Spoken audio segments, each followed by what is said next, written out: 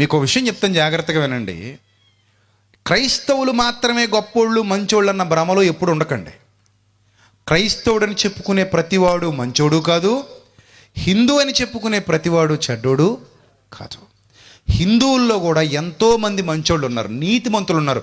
ఒక ముక్కలో చెప్పాలంటే మా ఏరియాలో నేను చూసిన దాన్ని బట్టి, మా ప్రాంతాల్లో నేను చూసిన దాన్ని బట్టి, మా బంధువుల్లో నేను చూసిన దాన్ని బట్టి, నా స్నేహితుల్లో నేను చూసిన దాన్ని బట్టి ఈరోజు చెప్తున్నా, క్రైస్తవులని చెప్పుకుంటూ దుర్మార్గపు కార్యాలు చేసే వాళ్ళను చూశాను.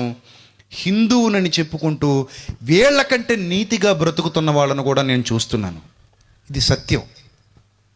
విలువలు కలిగిన వాళ్ళు ఉన్నారు హిందువుల్లో, యథార్థత కలిగిన వాళ్ళు ఉన్నారు హిందువుల్లో, నీతి కలిగిన వాళ్ళు ఉన్నారు హిందువుల్లో. వాళ్ళకు తెలిసిన దాన్ని బట్టి వాళ్ళు అనుసరించే జీవన విధానం చాలా గొప్పగా ఉంటుంది. అలాంటి వాళ్ళు నా బంధువుల్లో ఉన్నారు, నా స్నేహితుల్లో ఉన్నారు, నా చుట్టుపక్కల ప్రాంతాల్లో చాలామందిని నేను నా కళ్ళతో చూశాను. చాలామంది మతోన్మాదులు ఉన్నారు కాబట్టి మతోన్మాదుల్ని బట్టి అందరూ చెడ్డవాళ్ళే అన్న భావనలోకి ఎప్పుడు వెళ్ళకండి. క్రైస్తవ్యంలోనూ మతోన్మాదులు ఉన్నారు. మరి క్రైస్తవ్యంలో కూడా నీతి లేకుండా బ్రతికే వాళ్ళు ఉన్నారు, క్రైస్తవ్యంలో కూడా క్రీస్తుని నమ్ముకునే వాళ్ళు ఉన్నారు. వాళ్ళని బట్టే, మిమ్ముని బట్టియే కదా నా నామము అన్యజనుల మధ్య దూషింపబడుతుంది, అవమానాల పాలవుతుంది అంటున్నాడు ప్రభువు. కాబట్టి ఒక అన్యజనుడు అనగానే లేదా హిందువు అనగానే చెడ్డవాడని ఎప్పుడు అనుకోకండి. హిందువుల్లో చాలామంది మంచోళ్ళు ఉన్నారు, వాళ్ళు నిజంగా చాలా హెల్పింగ్ నేచర్ కలిగి ఉంటారు. క్రైస్తవుడైనా, ఇస్లాం మతస్థుడైనా, ఇంకో మతస్థుడైనా వాళ్ళు పట్టించుకోరు. హెల్ప్ చేసే ఎంతోమంది నీతిమంతులు ఉన్నారు. వాళ్ళు సహకరించడంలో ముందుంటారు. వాళ్ళకున్న దాంట్లో ఒక రూపాయి తీసి పేదోడికి పెడుతూ ఉంటారు. వాళ్ళు చాలామందికి హెల్పింగ్ నేచర్ కలిగి హెల్ప్ చేస్తూ ఉంటారు.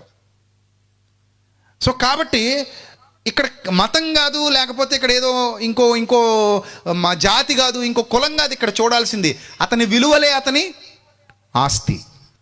ముస్లిమ్స్లో మంచోళ్ళు ఉంటారు, చెడ్డోళ్ళు ఉంటారు. క్రిస్టియానిటీలో మంచోళ్ళు ఉంటారు, చెడ్డోళ్ళు ఉంటారు.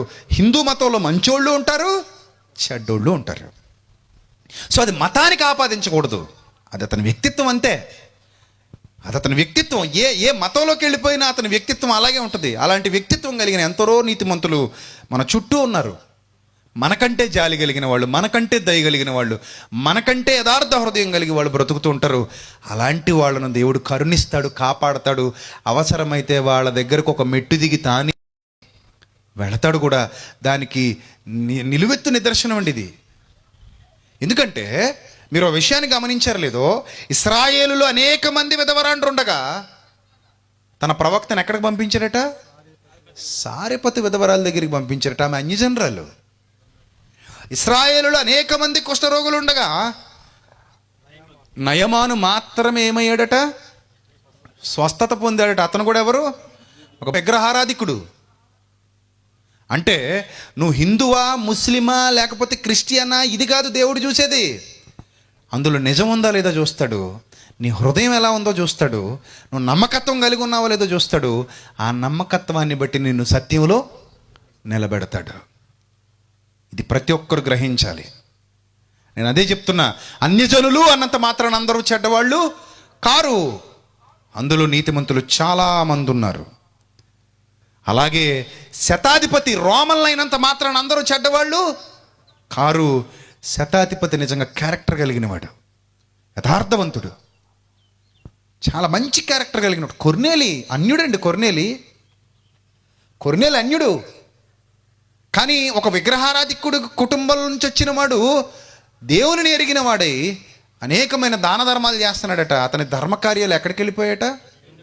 దేవుని సన్నిధికి చేరిపోయాట. అంతే. దేవుడే అతని దగ్గరికి వెళ్ళాడండి, ఒక మెట్టు దిగి. చూసారా? ఆ క్యారెక్టర్ ఎప్పుడైతే ఉందో ఆయన వాక్యం నీ దగ్గరికి వచ్చేస్తుంది, ఆయన నీ దగ్గరికి వస్తాడు. ఆ క్యారెక్టర్ ఇంపార్టెంట్.